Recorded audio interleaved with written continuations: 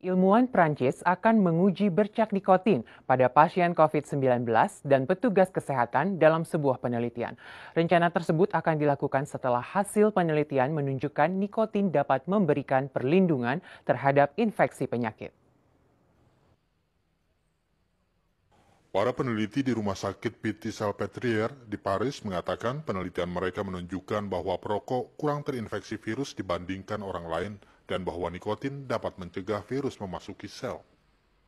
Spesialis penyakit dalam Zahir Amoura dan ahli neurobiologi Jean-Pierre Sanche menemukan dalam studi pendahuluan mereka terhadap 480 pasien. Hasilnya dari seluruh pasien yang dirawat di rumah sakit karena COVID-19, hanya 5%-nya yang perokok.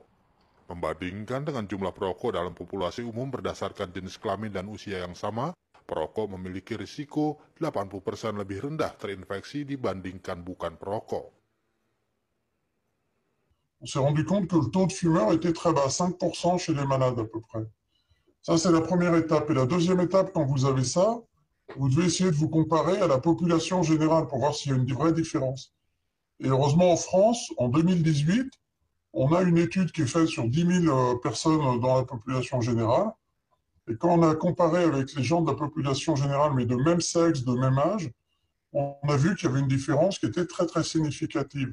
Donc, très schématiquement, les gens qui fument, ils ont 80% de moins de risque d'avoir le Covid symptomatique, donc de venir consulter ou d'être hospitalisé, que les gens qui ne fument pas.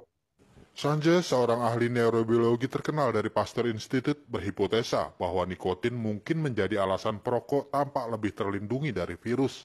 Karena reseptor nikotinik asetilkolin dapat memiliki efek mencegah virus corona menempel pada sel. En fait, le coronavirus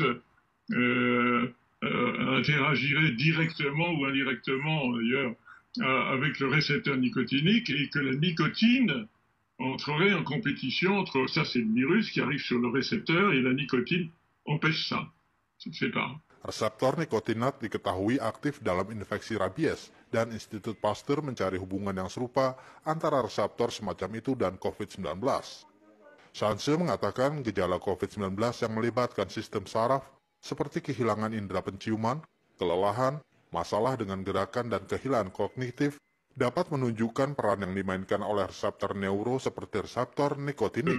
Pour quelle raison l'engagement du récepteur nicotinique simplement parce que c'est la cible la plus plausible et presque unique de la nicotine.